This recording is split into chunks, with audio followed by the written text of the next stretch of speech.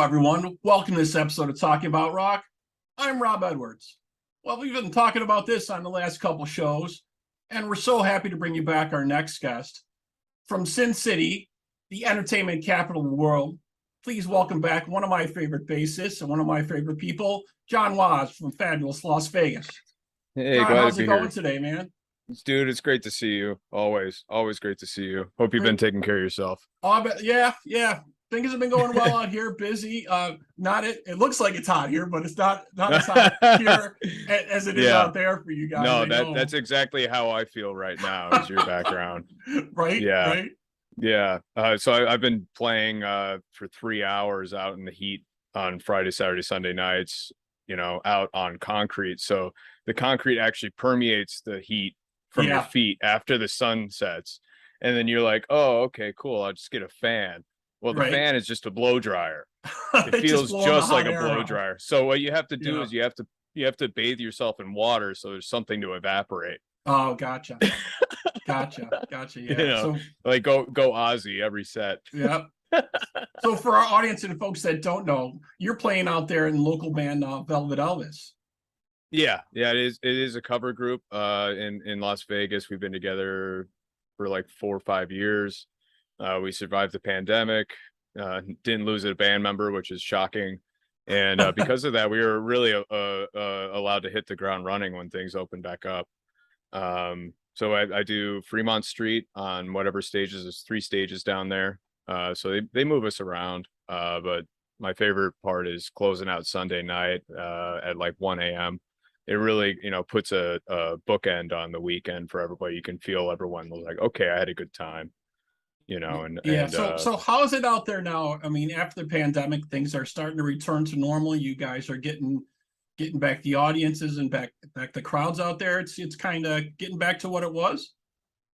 oh yeah, absolutely. The funniest thing was that when we reopened and people started coming to shows again, people were watching TV and they were looking at their phones, right?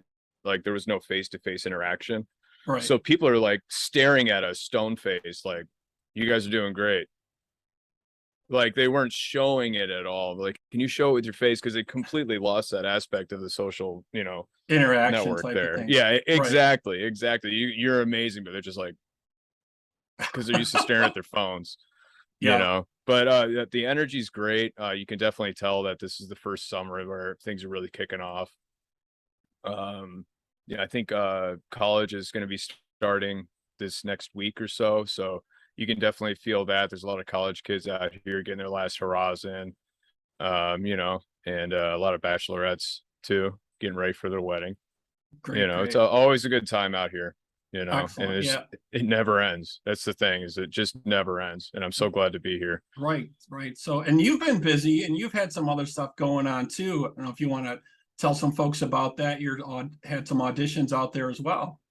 Oh yeah. I recently auditioned for Blue Man Group. I think this is my third callback. So it was really great. It was a half hour and just went really quick. I can't really go into the details much, but it's quick and dirty. And then they spit you right back out. They don't want to waste anybody's time, including mine, which is great, because I don't like working for free either. Right. Oh, sure. And they've had shows going on out there for, I don't know, as long as I can remember, and they Yeah, change it well, up. yeah, actually, Blue Man Group kind of like got me when I was like 9 years old. I saw their first show in their old theater at the Luxor still. But it was just a mind blower, and I wasn't even listening to rock back then. You know what I mean? Like Mhm. I was 9. I didn't pick up Led Zeppelin 2 until I was like 12, and then everything Right. changed. Right. You know what I mean? Yeah. With And then Led Zeppelin Zeppelin hit, and then 2. yeah. Yeah. Houses of the Holy. I picked up And Justice for All. I picked up Black Label Society, The Blessed Hellride at a garage sale. This is all like Oh yeah. 12 to 13. Love that You stuff. know? Yeah. Love Yeah. Blessed So Hellride, man. yeah. And I used to skateboard a lot. I broke my femur. Basically almost died at the age of 13 because of it. And they put me back together, and I was in a wheelchair for months. And we went to Sam Goody and picked up a bass guitar. So I was on a lot of sedatives, listening to Led Zeppelin, and just sitting on my butt trying to keep up with John Paul Jones right out the gate, which was Oh not a yeah. good idea. Wow. Yeah. Not a good Yeah. idea. Yeah. Yeah, You should it's like, kind of oh yeah, work I'm your way just up to that a little bit, right? yeah, no, it was just like, oh, okay, apparently you just shred the whole time is what my perception was. Because the guy, it's everything's just so well placed. You know what I mean? That he's really one of the best musicians of our time. Definitely. Definitely. Yeah. And then you Let's see got into what else metal and is stuff. going on. Yeah. You got Yeah, into metal and that. And that yeah, really drove you for a while. I know you had a metal band that you were a part of for quite a while as well. yeah. Typical high school band stuff. There were three friends, and two of them started playing guitar. So I, naturally picked up bass too, right around that time, and we started jamming together, going, practicing after school in someone's living room, getting the cops called on us. You know what I mean? You give them a piece of pizza so they don't come back. It's kind of how it goes. It's like, come on, you got bigger fish to fry, and he knows it too. Right, right. Exactly. But that band was called Treadmill. We did pretty good. Between 2007 or graduating class of 2007 and 2009, there were a lot of musicians that came out of my high school. There's a group called Them Evils that just, it's amazing. We've got Taking Dawn coming out of there. It was interesting that, for those 2 years, like all of us really got into metal and started playing and worked off of each other. And some of us were just dumb enough to not give it up. And, like this is the result. Yeah, yeah, not an easy task. All this is just, like you said, hey, can we take pictures or do the video in your studio? I'm like, oh, the living room. Sure, why not? You got your bass collection Yeah, there. It looks great. So yeah. you moved on from Treadmill, and then you kind of moved on to a band that had a little bit more of a classic type of sound when you got into St. Yeah, Rose out there. yeah. St. Rose was, we were Buck Cherryin' a little bit. Treadmill was a meld between Iced Earth and Metallica. And St. Rose was, Daughtry was really big at the time. Buck Cherry was really big. I'm gonna say it. Nickelback was really big at that time. And Yeah, we were, like hungry kids, 20 years old. Okay, right, what's trending, and you try to chase that, and that's a rookie move, but everyone's got to do it. right. So that was a great group. I got to play with some amazing guitar players. Again, guys I went to high school with. And it was a wonderful time. That band ended up breaking up because basically the guitar players got scalped, which is what happens to really good bands. Right, right, You'll get a following or whatever, and they're like, you know what? I think Slash wants you, right, right. I or mean, something like that. yeah, like case in point, I was just watching the Quiet Riot Randy Rhoads documentary when they scooped, Hmm. Randy from Quiet Riot with the years and years they were trying to get a record deal. Well, he was in the band, it just wasn't happening. Yeah, So he had to take something that came up. He wasn't even going to audition, I guess, for Ozzy. It was just like a really. spur of the moment type of thing. But Yeah, and then finally, obviously, they went back to, where did this guy come from? And then they went back yeah, to Quiet Riot and saw what was happening with them. But yeah, so yeah. that definitely happens, right? There's always there's a standout person a lot of times in the band. Or two. Yep. In our case, it was just the singer, the drummer, and the bass player, and that's no band. Yeah. So it was really cool learning experience. Those guitar players left and started touring, and I was left alone in Vegas without my best friends and all that stuff. So I started taking some edibles and learning funk, and that was my ritual on Sundays. I was take some edibles and play funk, and it really changed everything from hard rock and all that, and basically you're playing tenor guitar with hard rock, whereas bass you're melding more, or with funk you're melding more with the kick drum. You're playing more of a percussive instrument. And was it between that time then you met up with the guys and to form Code Red Riot with Oh, Cody? that was actually, there was another band there called Play for Keeps, which Oh, was that's right. again, That's right. I'm sorry. Yep. yeah, I was trying to sell out even more, so I joined this alt group called Play for Keeps. It was right down the middle. That's Sounded right. I great. remember We that. Yeah. we recorded EP at the Palms with this gentleman named Rob Katz, who's still a friend of mine today. He was the head sound engineer at the studio of the Palms for years. Again, graduating class of 2007 at the same high school. You know what Yeah. I mean? Yep. It's really crazy how tight knit everything is. You It's know, definitely once you all get about who there. you know for sure. Yep. Oh yeah, yeah, and it's about, you know, staying good friends with them too. Like him Right. and I recently reconnected, but so we had this pro sounding album, we shopped it. A couple labels were interested and pulled the trigger. It's like okay, and then like everyone kind of got sick of each other. We tried, whatever. Hmm. At that time, I started doing more and more cover work in town, and I actually started playing in a more of a hip hop group. I was playing a lot of rap, hip Right. hop, and dance music, Just which to is get gigs out in the air. Yeah. Right. bass centric. Yeah, exactly. You know what I mean? Like it's more work than, you know, doing a Megadeth tribute. I can do that 3 days a week, and there's always a crowd. You know what I mean? Whereas Hmm. like Megadeth tribute, that's gonna dry up real fast. Right. Right. Okay. Nothing against Dave, love him to Yeah. death. Right. Yeah. I mean, there's no, that's totally, I totally get that. There are certain bands and other shows have talked about this, some of them tour too much. Some you can only see Yeah, like certain bands every once in a while, like Metallica, they can't be coming through like every year, right? yeah. There's got to be Judas some kind of Priest, some of these bands, AC/DC, you don't want to see them yeah, every year. Every couple years, it's cool. They're gonna draw, but yeah. if they got a tour every year, it's not gonna work out really that well for them. Yeah. So, you know, after Play for Keeps, I've been trying to get signed and make it and everything. Started working more, and you've interviewed Billy Sheehan, who's one of my idols, and Yeah, he said like, Billy's a great guy. Yeah. yeah, he's an amazing person. There's actually a 5-string Billy Sheehan bass right there.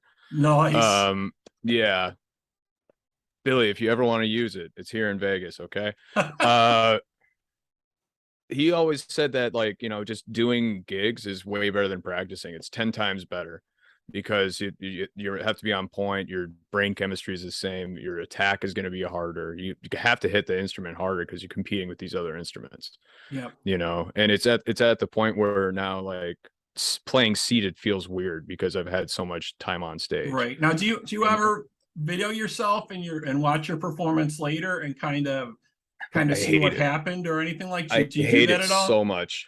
No, it horrifies me. Okay. I I was hate just it curious. so I hate it Some so bands do much. that, and some bands want to see how the show Uh, looks and stuff. no, but like the cool thing is I get to do an experiment every weekend and with my persona and stuff like that. And there's just it's turning into something, you know what I mean? Right. You know, at a certain point there is like a disconnect. You have to decide to be an entertainer Right. and leave one personality away. You know Oh, what I mean? definitely. Exactly. So You're a and different soul when that's you're how on you bring stage. yeah, and that's how you bring the noise, you know, and hype everyone up. You know, I get people. The best part about my job is that there's no like real negative. I'm not ripping anyone off. And in this economy, 9 times out of 10, when someone's making money, they're ripping somebody off Right. Right. in some form, some way, some skew. You know what I mean? So I'm really happy to be able to uh, not do that.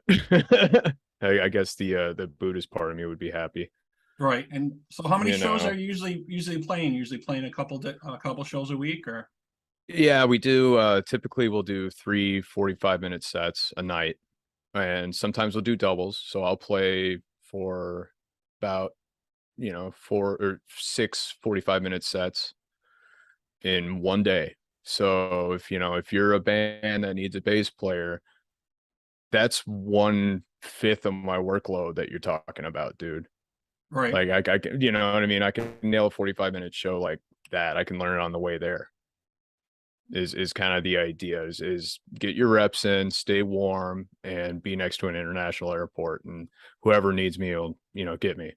Right. Yeah. Um, Well, you got all that covered. Yeah, definitely for sure. yeah, yeah. So by doing these cover groups, I started meeting more people in town, and there was a gentleman named Corky Gainsford that was had like basically a studio album that he had made at his house, and started sending it around, and they were like, "Oh, great, who's in your band?" And Right. Because it was just so a all the project. Yeah, and all of a sudden he's got to find band members. You know, Right. he's like, oh yeah, there's a band, we're all together. Lies, lies. You know, and turns out I lived like a block away from him. I could literally throw a stone at his house, Yeah. and he actually drums in Blue Man Group touring right now as Okay. well. So he did that for a long time. He's also an amazing songwriter. He produces great music at his house now.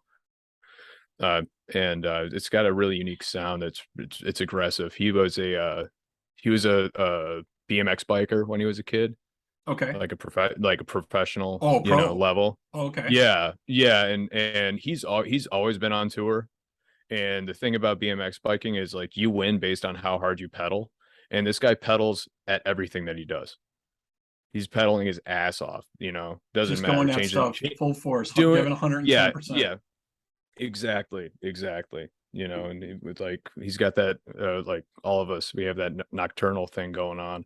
Yeah. And it's Cause funny you you get, mentioned the project thing because I was talking to a couple different bands in the last week or two, and they kind of echoed the same thing, right? They started putting something together. It was like, oh, let's just for fun. Okay, oh, it's going to be a studio project, and all of a sudden, no, let's this is going to be a band now. I've talked to 3 different bands that it kind of erupted that way. They weren't sure what they were going to do with it. They're like, no, we want to put something behind this. yeah, I think it's a great way to approach it. There's a lot of bands that approach things democratically, and that's a great way to get nothing done.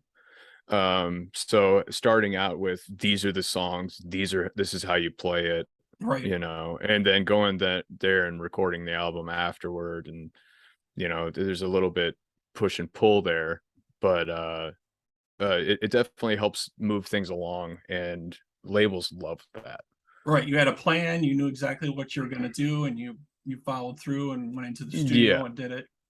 yeah. So Code Red Ride ended up getting signed. That label got bought by Sony, and it is a subsidiary of Sony Red now. We put out one album, and did some music videos, did a couple US tours. It was a great experience for me because I always wanted to do the van tour.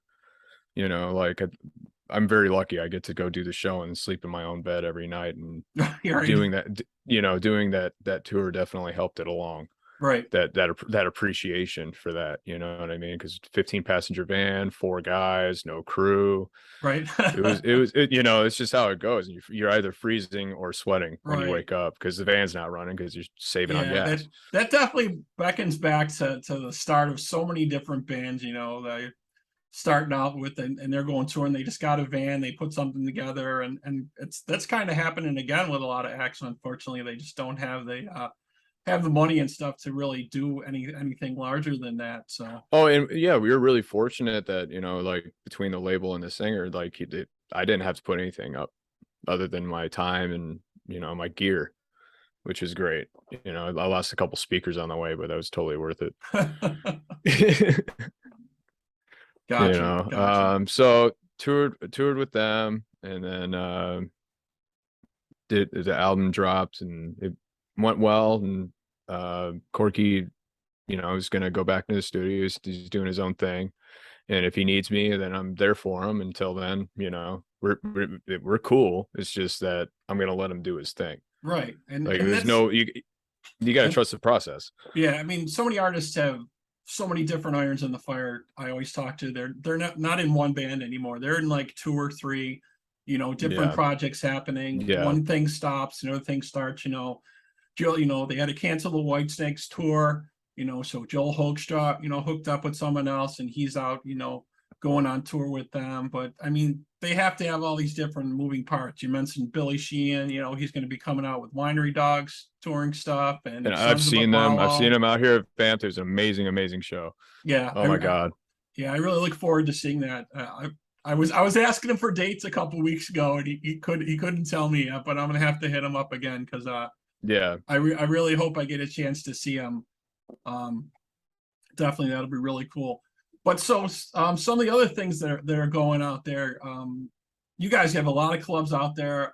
Oh Rock is yeah. still happening out there in a lot of areas. I don't think people are as much of aware of that because they see all the big Well, production shows out there.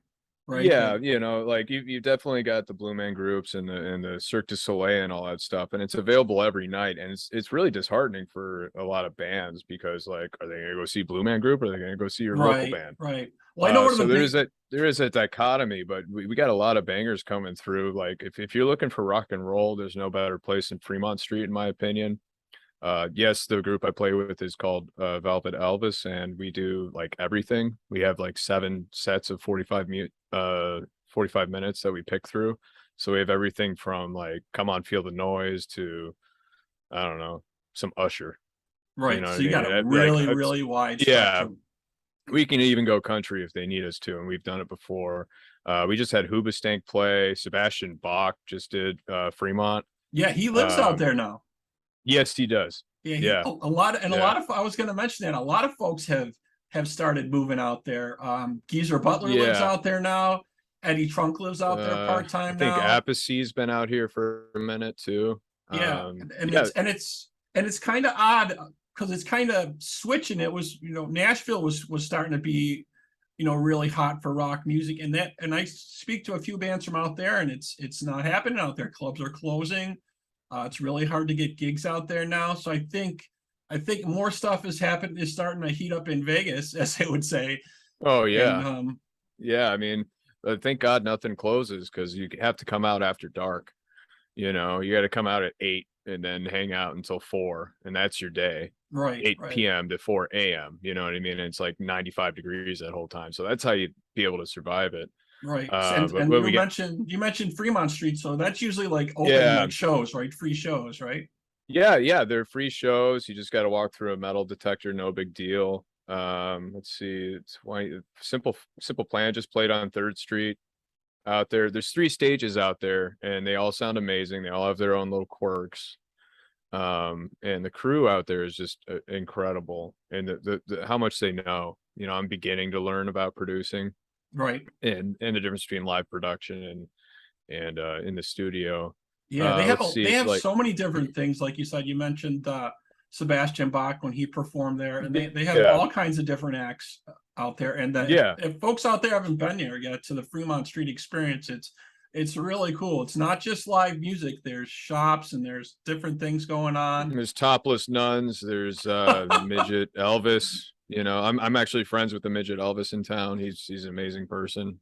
Right. So Um, that's an amazing place to check. Another place I would usually check out there would be Count Famps. They usually have a lot of different bands and acts going through there, right? That's a pretty good yeah. rock Oh club out yeah. there. Yeah, I've been playing at Vamp since I was 19. So you have to walk in smoking a cigarette so they don't card you, kind of thing. And what happened was, well, who is it? Motley Crue singer Vince Neil. Vince Neil Right. and the guy from what's it called? Count from Count's Customs. Yeah, They yeah. I think they went like 50-50 on this place, and Okay. obviously Motley Crue brought in their PA. So Right. there's just this crazy PA in there. Okay. And like I saw Winery Dogs in there, and the way that Billy's bass hits you in the chest in that room is just insane Now, because he's got this hyper compressed deep bass. Now Vince Neil's no longer a part of it. It's just Count, and right. his I believe his old lady is the one that runs it, Corey, and she's a sweetheart. Actually became friends with my wife, and we've hung out with her Nice, quite a nice. bit. And for those folks that don't know though, so this is Count from Count's Customs from the reality TV show where he would fix and modify and do all these classic cars and stuff like that. So that's his Yeah. club out there. Yeah. Another club that everyone needs to know about is the Brooklyn Bowl. In my opinion, it's the best one right now. Recently saw this show that you just saw, Black Label Well, Society, Hatebreed, almost and saw, Anthrax. oh, Oh, almost what saw, happened? almost What saw. Oh, happened? you didn't hear about that. Oh my No. gosh. So I get there for Hatebreed and they're playing, and obviously, 80% of these people are waiting for Black Label Society, in my Yeah. opinion, and Zach Wild. Yeah. So we all get our spots, getting ready for Black Label and stuff, and then the house lights go up and they make the announcement they have to cancel the show. The stage has been damaged. I guess there was a weld on the stage or something. that had given or whatever wasn't safe So, enough for the band to perform, so they had to oh cancel the my rest of the show. God. Yeah, it was. Oh, I Wow. was. Everybody was just so bummed about it. It was just What like, are the chances though? Like just do the math on that. 1 in 1 billion. yeah, Like, during the first Blue Man Group audition that I did, halfway through the audition, the power for the Luxor goes out. The wow, entire Luxor. They have generators there. Like, this isn't supposed to happen. yeah. What So, was I going hung on out in the there? dark with them for an hour, and they're Yeah, like, I "Yeah, mean, you should probably come back." yeah, I mean, where we were was an older venue, so I could kind of Yeah. see something like that happening. I'm glad no one was hurt. I'm glad the crowd, wasn't really pissed off about it. Everyone was bummed. I did some crowd reactions afterwards and stuff, and they can't wait for them to come back. Hmm. They refunded Yeah. everybody's money from point of purchase for it, but they just couldn't let it perform in an unsafe environment. I totally understand that. No, no, I'm sure OSHA was freaking out. Yeah. Zach, you're a pussy. No. Uh, so at Brooklyn Bowl we were talking about, it has the same feel as like House of Blues used to have, that verve that used to be there. Um, Recently saw that show there. There's just enough room for a pit. There are EDM shows there, but like upcoming in October we have Apocalyptica. Guar is gonna be playing there. Wow. I haven't seen them around Uh, in a while. yeah, either they do emo nights. There's just so many options, and they're So very much different eclectic. stuff. And I know there's still Yeah, shows going on there. So for like folks that yeah. don't want to go out and see like a live band, but they might still want to see like some rock music. You guys got Well, Rock of yeah, Ages at the Rio out there. yeah, exactly. And these guys are all pros. Like Rock of Ages, and a lot of these shows out here, they're pieces of White Snake and things like that. Right. Yeah, because Or like for Raiding the Rock Vault, the other one that's out there, Joel Hoekstra was playing in that for a long time. mm-hmm. So Yeah, you don't know no, who you're gonna catch at some of these shows. yeah, you don't know what's on their resume, man. It's Right. it's pretty crazy. And like this amazing spot to be able to keep working after you come home. That's the best part. I don't have to worry about waiting until the next show to make money, Right. or Right. get some kind of job, because my sleep schedule is too messed up to keep a job anyway. Well, you know. you're up all night. You might be up, a Oh couple yeah. nights, and Well, my buddy, the producer I mentioned, Katz, he just bought a Neve board, which is the classic like soundboard that's got the Mercury in it with the perfect sound and everything. It's like, that Dave Grohl kind of shit. And we're gonna pick it up tomorrow at 10 a.m. So we have to leave here at midnight. So gotcha. after this, I'm gonna sleep and then go drive my ass out to California and be back in 20 hours. Right. So also we have there's a park out there by Fremont called Container Park. It's a great family experience. I've seen a group called Metalachi there, which is a mariachi band that covers metal. Oh, If you that's haven't, totally different. That's it's totally awesome. I think they tour the Southwest mostly. wow. That's very, Um, very different. Very different. Very So, cool. And the bass player is the basis of that entire band because there's no drummer. And the bass player, I don't know if you've ever seen like that big bass that they're playing. It's actually chords. He's playing it's basically a massive ukulele that he's keeping time, thumping the kick drum as well as, getting wow. everything and playing chords at the same time. And he's probably the best at, I think it's called a guitar hone. So also at Container Park, we have a Ozzy Osbourne experience called Mr. Crowley coming up. Let's see. Yeah. So There's many different so Ozzy much cover stuff bands going popping on. up. Yeah. You guys Yeah, you got some other clubs out there too. So obviously you got the Hard Rock. Is there yeah. still a lot of performances there? There is a Hard Rock on this strip. I'm not seeing a lot right now, to be honest with you. I do know that the Mirage was recently bought by Hard Rock, so Oh, that so maybe something's happening the there. Mirage is going to be a Hard Rock, and they're also Oh, going to build a massive Les Paul on the strip, I believe, like oh, that that glass Les I think Paul is that what hotel. I'm seeing pictures of on the internet? The I think I'm glass seeing that. one. Yeah. Yeah, and then we still have the old Les Paul that you saw in Honey, I Shrunk the Kid. Mhm. That one is in the Neon Graveyard. right now. And if anyone's in town, check out the Neon Graveyard if you can. It's absolutely amazing, the stuff that you find in there. Yeah, I've seen a lot of cool, really cool pictures of that. All the old signage from all, from Yeah, classic Las Vegas times to all different stuff. Because you guys yeah. change stuff there so quickly, right? There might be, Yeah, a new club going up. They're demolishing something old all the time. They yeah. change. It used to be when the town was smaller, it would ping pong between being kid friendly and adult friendly. Like every 10 years it would kind of change. But now with the amount of real estate that they have, like they can do anything. You know what I mean? We have Circus Circus and the Cosmo, and those are completely different vibes. One's basically an arcade, the other one's going like you're walking into a nightclub. The entire casino feels like a nightclub, you know what I mean? Right. If you're looking for like a really seedy divey bar to go, I would suggest going to the Sand Dollar. I think it might be on Anthony Bourdain's list or something like that. But starting at 10 p.m., they do Funk Jam, and you'll see some of the best musicians in town come up and jam out freely the way that they want to. Excellent. Yeah, absolutely, and that's like the hidden gem. So there's a Sand Dollar next to Chinatown, and there's also one at the Plaza that just opened up, which is the casino at the end of Fremont Street. It's actually on Fremont and Main. Okay. It is the physical building is actually the building that they used for Biff's Casino and Back to the Future. Oh, really? Oh, yeah. Cool. So if you look up at it, and it basically just says Plaza instead of Biff's. Nice. That's Cool. So there's a Sand Dollar there too, and they have amazing sound as well. So that's your like 10 p.m. to 4 a.m. hangout for the musicians, because like obviously the musicians get done with work at 2 or 1. They're still awake, and that's where they go to let go. Cool. Know. Well, man, you are busy. There's so much going on out there. That's great. I'm glad, there's still a lot of rock music happening there. Local music,